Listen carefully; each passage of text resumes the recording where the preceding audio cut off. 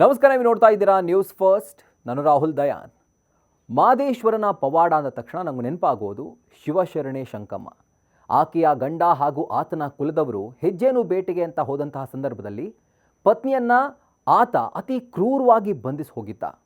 ಆದರೆ ಈ ಕ್ರೂರ ಬಂಧನವನ್ನು ತಾಳೋಕ್ಕಾಗದೆ ಮಾದಪ್ಪನಿಗೆ ಭಕ್ತಿಯಿಂದ ಸಂಕಮ್ಮ ಬೇಡ್ಕೊಂಡಾಗ ಆಗ ಆ ಭಕ್ತಿಗೆ ಮೆಚ್ಚಿ ಮಹದೇಶ್ವರರು ಪ್ರತ್ಯಕ್ಷವಾಗಿ ಆಕೆಗೆ ಬಂಧಮುಕ್ತ ಮಾಡಿ ಕೊನೆಗೆ ಅಷ್ಟೈಶ್ವರ್ಯವನ್ನು ಪ್ರಾಪ್ತಿ ಮಾಡ್ತಾರೆ. ಅದು ಪುರಾತನ ಪವಾಡ ಕಥೆ. ಆದರೆ ಈಗಿನಿಂದ ಮಹದೇಶ್ವರನ್ನ ಪವಾಡ ಪುರುಷ ಅಂತಲೇ ಅದು ಪ್ರಸಿದ್ಧಿಯಾಗಿ ಮಾಡಿತ್ತು. ಅಂದರೆ ಯಾವಾಗ ಈ ಒಂದು ಕಥೆ ಆಯಿತು ಆಗಿನಿಂದಲೂ ಕೂಡ ಮಹದೇಶ್ವರರನ್ನ ಪವಾಡ ಪುರುಷ ಅಂತಲೇ ಪ್ರಸಿದ್ಧಿಯನ್ನು ತಂದುಕೊಡ್ತು. ಆದರೆ ಕಲಿಯುಗದಲ್ಲೂ ಕೂಡ ಮತ್ತೊಮ್ಮೆ ಈ ಪವಾಡ ಪುರುಷನ ಪವಾಡ ಸಾಬೀತಾಗಿದೆ.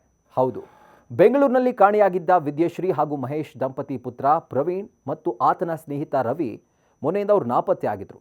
ಇನ್ನು ಜಯನಗರದ MES ಶಾಲೆಯಲ್ಲಿ 7ನೇ ತರಗತಿ ವ್ಯಾಸಂಗ ಮಾಡ್ತಾ ಇದ್ದಂಥ ಪ್ರವೀಣ್ ಹಾಗೂ 9ನೇ ತರಗತಿಯಲ್ಲಿ ವ್ಯಾಸಂಗ ಮಾಡ್ತಿದ್ದ ರವಿ ಇಬ್ಬರೂ ಕೂಡ ಮನೆ ಬಿಟ್ಟು ಹೋಗಿದ್ರು. ಹೀಗೆ ಹೋದವರು ಕೊನೆಯ ದೃಶ್ಯ ಅಂದರೆ ಅವರ ಲಾಸ್ಟ್ ವಿಜುವಲ್ಸ್ ಬಸ್ ಸ್ಟಾಪ್ನ CCTVಯಲ್ಲಿ ಸೆರೆಯಾಗಿತ್ತು. ಬಳಿಕ ವಿದ್ಯಶ್ರೀ ಮತ್ತು ಮಹೇಶ್ ದಂಪತಿ ತಮ್ಮ ಪುತ್ರನ ಹುಡುಕಿ ಕೊಡುವಂತೆ ತಿಲಕ್ ನಗರ ಠಾಣೆಯಲ್ಲೂ ಕೂಡ ಅವರು ಕೇಸನ್ನು ದಾಖಲು ಮಾಡಿದರು. ಇನ್ನು ಬಾಲಕರಿಗಾಗಿ ತಿಲಕ್ ನಗರ ಪೊಲೀಸರು ಶೋಧವನ್ನು ನಡೆಸ್ತಾ ಇದ್ರು. ಆದರೆ ಇಷ್ಟರಲ್ಲೇ ನಡೆದಿದ್ದು ಮಲೆ ಮಹದೇಶ್ವರನ ಒಂದು ದೊಡ್ಡ ಪವಾಡ. ಮಾಯಕಾರ ಮಾದಪ್ಪನ ನಂಬಿ ಹೋದಂಥ ಭಕ್ತರಿಗೆ ಮಹದೇಶ್ವರನ ಕೃಪಾ ಕಟಾಕ್ಷ ಸಿಕ್ಕಿದೆ. ಆ ಅಚ್ಚರಿ ಘಟನೆಗೆ ಕಾರಣವಾಗಿರೋದೇ ಈ ಇಬ್ಬರು ಮಕ್ಕಳು. ಬೆಂಗಳೂರಿನಲ್ಲಿ ನಾಪತ್ತೆಯಾಗಿದ್ದ ಈ ಮಕ್ಕಳು ಇವತ್ತು ಪವಾಡ ಸದೃಶ ರೂಪದಲ್ಲಿ ಮಹದೇಶ್ವರ ಬೆಟ್ಟದಲ್ಲಿ ಪ್ರತ್ಯಕ್ಷವಾಗಿದ್ದಾರೆ. ಜೊತೆಗೆ ಮಲೆ ಮಹದೇಶ್ವರ ಬೆಟ್ಟಕ್ಕೆ ಹೋಗಿದ್ದಂಥ ಪೋಷಕರಿಗೆ ಕಳೆದು ಹೋಗಿದ್ದಂಥ ಮಕ್ಕಳನ್ನು ಮಾದಪ್ಪ ವಾಪಸ್ ಕೊಟ್ಟಿದ್ದಾನೆ. ಯಾವಾಗ ಮಗ ಪ್ರವೀಣ್ ಮತ್ತು ಆತನ ಸ್ನೇಹಿತ ರವಿ ಕಾಣೆಯಾಗಿದ್ರೋ ಅವರಿಬ್ಬರು ಬೇಗ ಸಿಗಲಿ ಅಂತ ಹೇಳಿ ವಿದ್ಯಶ್ರೀ ಮತ್ತು ಮಹೇಶ್ ದಂಪತಿ ಚಾಮರಾಜನಗರದ ಮಲೆ ಮಹದೇಶ್ವರ ಬೆಟ್ಟಕ್ಕೆ ಹೋಗಿದ್ರು. ಇನ್ನು ಬೆಟ್ಟದಲ್ಲಿ ದೇವರಿಗೆ ಪೂಜೆಯನ್ನು ಸಲ್ಲಿಸಿ ಮಹೇಶ್ ದಂಪತಿ ಉರುಳು ಸೇವೆಯನ್ನು ಮಾಡ್ತಾ ಇದ್ರು. ಕಳೆದು ಹೋದಂಥ ಮಗ ವಾಪಸ್ ಬರಲಪ್ಪ ದೇವರೇ ಅಂತ ಹೇಳಿ ಮಾದಪ್ಪನಲ್ಲಿ ಮೊರೆ ಇಡ್ತಾ ಇದ್ರು. ಆದರೆ ಅಷ್ಟರಲ್ಲೇನೆ ಕಾಣೆಯಾಗಿದ್ದಂಥ ದಂಪತಿ ಮುಂದೆ ಪ್ರವೀಣ್ ಮತ್ತು ರವಿ ಪ್ರತ್ಯಕ್ಷವಾಗಿದ್ದಾರೆ.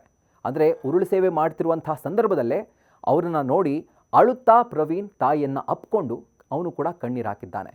ನಾಪತ್ತೆಯಾಗಿದ್ದಂಥ ಕರುಳ ಕುಡಿ ಸಿಕ್ಕಂಥ ಖುಷಿಯಲ್ಲಿ ತಾಯಿ ವಿದ್ಯಶ್ರೀ ಪ್ರವೀಣ್ನ ಅಪ್ಕೊಂಡು ಮುದ್ದಾಡಿದ್ದು ಒಂದು ರೀತಿ ಭಾವುಕ ಸನ್ನಿವೇಶಕ್ಕೆ ಇದು ಸಾಕ್ಷಿಯಾಗಿತ್ತು.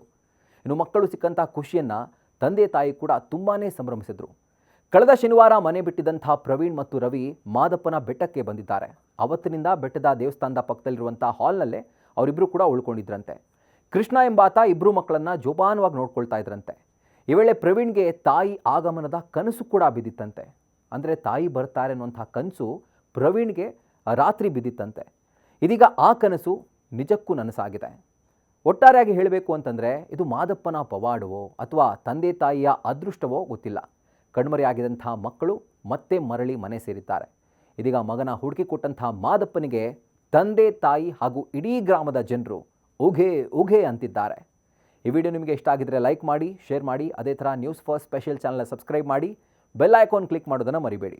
ಕ್ಷಣ ಕ್ಷಣದ ಮಾಹಿತಿಗಾಗಿ ನೋಡ್ತಾ ಇರಿ ನ್ಯೂಸ್ ಫಸ್ಟ್, ನಿರ್ಭೀತಿಯಿಂದ ನಿಮ್ಮ ಪರವಾಗಿ.